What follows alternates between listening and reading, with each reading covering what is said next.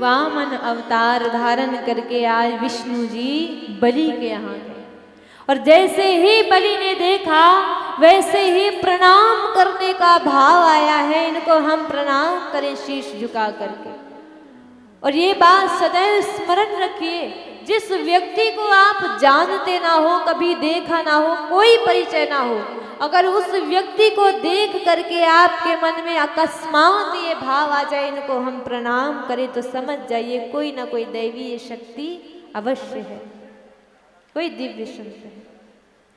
वैसे ही बलि प्रणाम करते शुक्राचार्य जी सब जान गए। वामन भगवान गए तो बलि ने कहा, प्रभु आप आए हैं, बड़ी कृपा करी, आइए विराजिए, क्या आपको क्या दान दूं, क्या सेवा करूं। भगवान कहते मुझे कोई दान नहीं चाहिए, मैं दान की इच्छा लेकर नहीं आया हूं।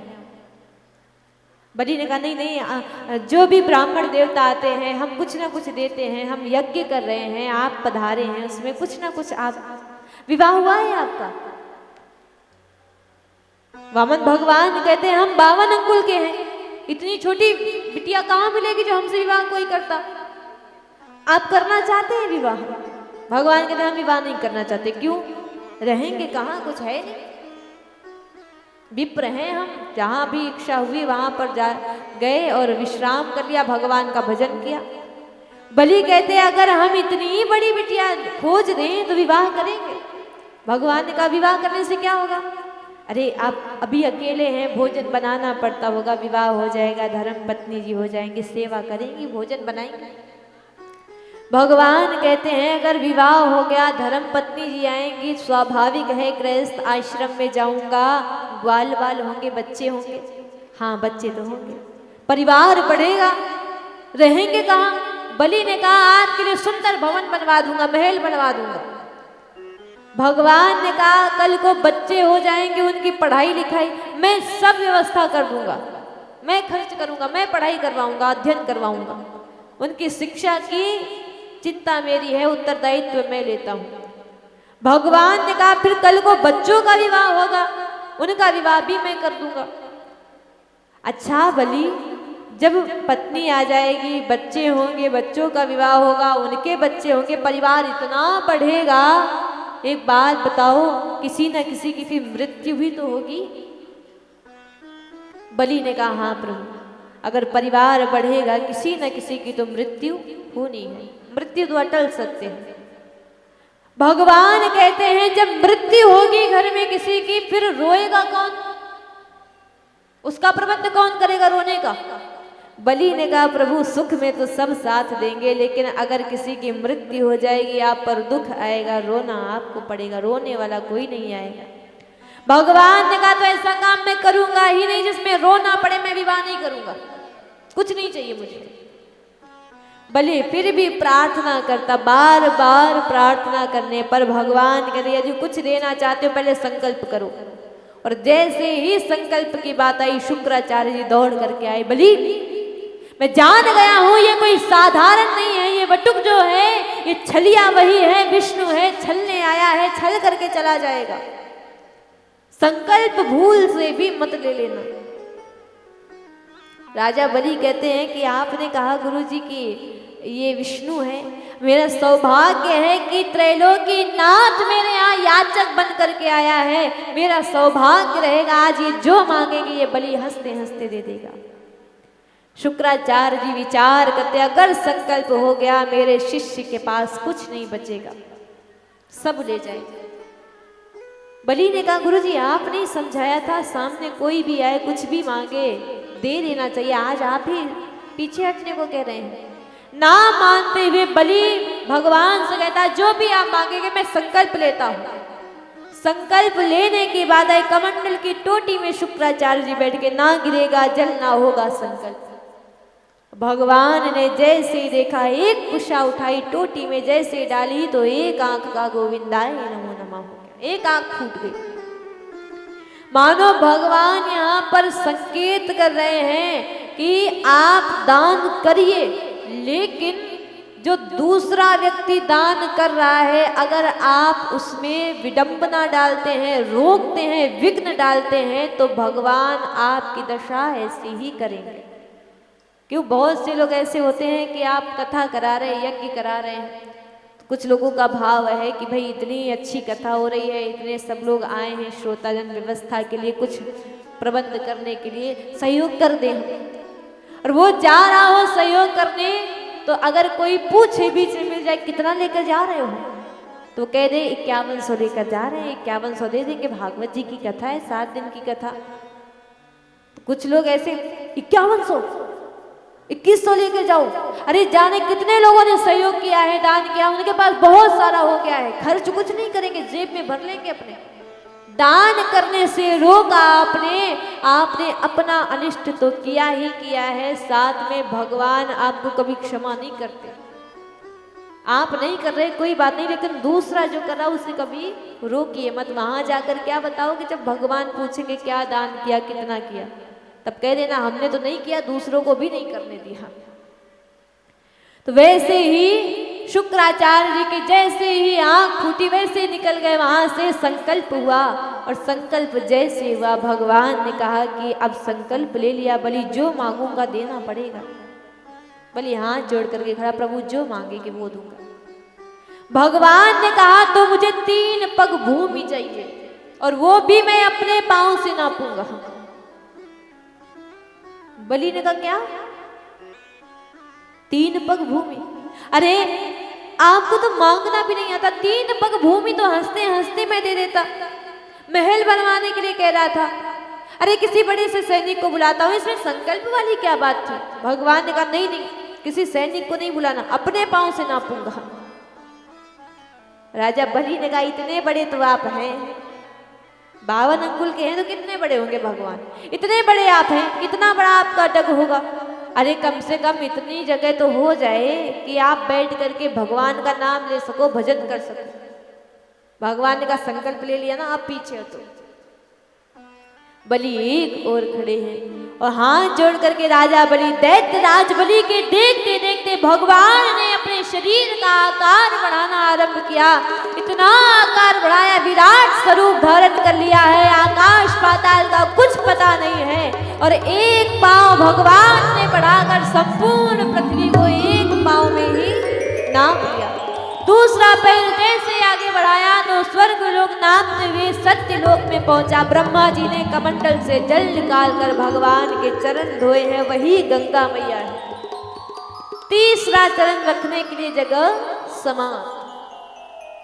भगवान कहते बलि कहो, बहुत दानी बनते थे कि बहुत बड़े दानी हूं, कुछ भी मांगोगे हम दे देंगे, कभी कोई याचक खाली नहीं गया है। अरे बड़ी बड़ी बातें करते थे, मैंने तो ज्यादा कुछ मांगा नहीं, 3 पग भूमि मांगी, वो भी नहीं दी गई तुमसे। समाप्त हो गया सब। अब तीसरा पग कहाँ रखूं? गरुड़ जी को आदेश दिया, इस बलि ने संकल्प लिया था और संकल्प भी पूरा नहीं किया, इसको बांध लो। अब बंद करके बलि खड़े हैं, लेकिन यहाँ पर भगवान से बलि कहते हैं प्रभु एक बात बताइए, भूमि बड़ी होती है या भूमि का स्वामी? भगवान ने कहा जब तक भूमि का कोई स्वामी नहीं होगा तो भूमि ऐसे पड़ी रहेगी, कोई भी ले जाएगा भूमि को, अधिकार कर लेगा।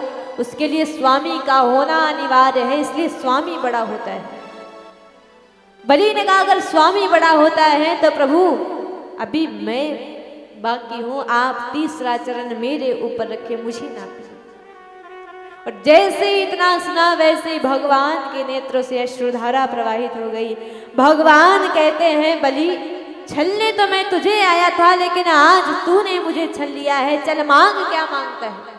जो मांगेगा वो दे दूंगा, लेकिन मैंने ये सब इसलिए किया है बलि, तुम यहां नहीं रह सकती, ये त्रैलोक की देवताओं की है।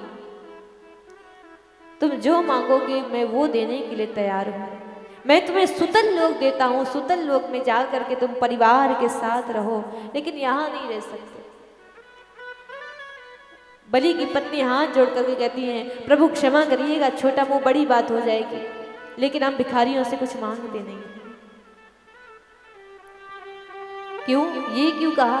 ये इसलिए कहा क्योंकि वो कहती हैं कि अभी थोड़ी देर पहले आप याचक बन करके खड़े थे, हमारे पति से सब कुछ प्राप्त कर लिया आपने, अब बड़े महान बन करके हमारे पति से कहते हैं जो मांगोगे वो दे दूंगा।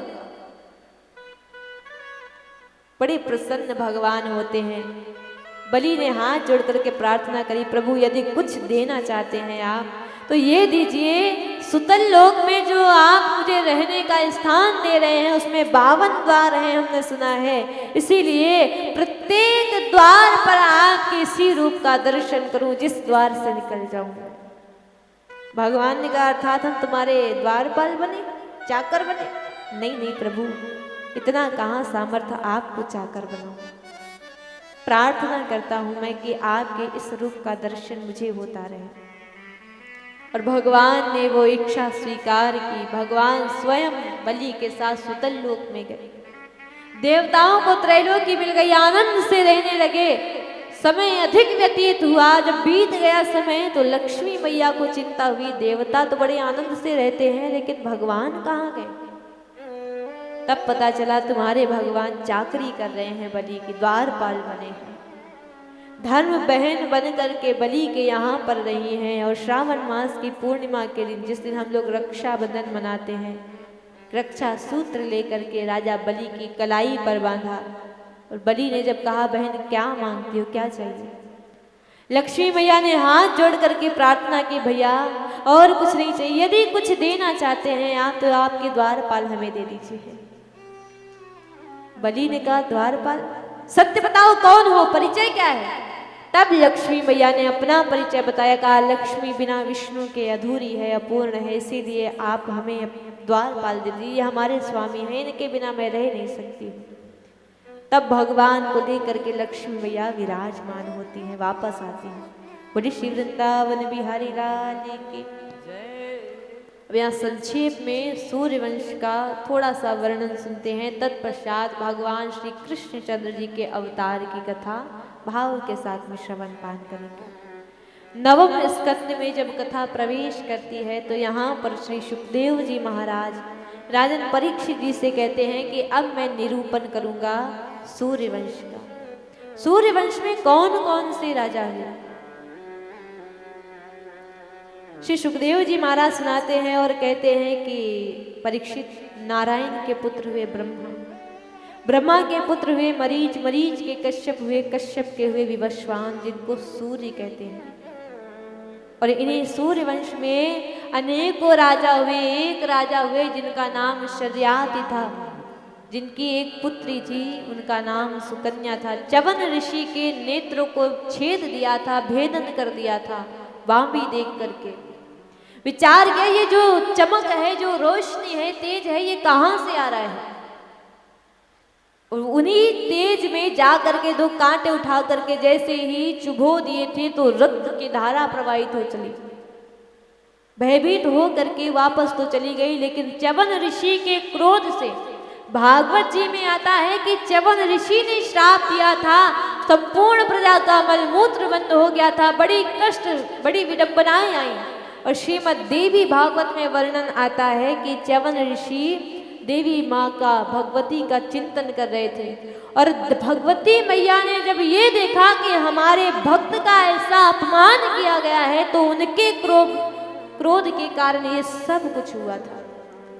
जब पता चला तो सुकुमारी जो सुकन्या है उनका विवाह बूढ़े अंधे च्यवन ऋषि के साथ में किया गया। और जब अश्विनी कुमार प्रलोभन दे रहे थे, क्रोध में आकर के सुकन्या ने कहा कि यदि आप यहाँ से जाते नहीं हैं, आप हमारे स्वामी को, हमारे पति को नहीं जानते हैं, उनका तेज ऐसा है, प्रभाव ऐसा है कि अभी के भी श्राप दे देंगे आपको।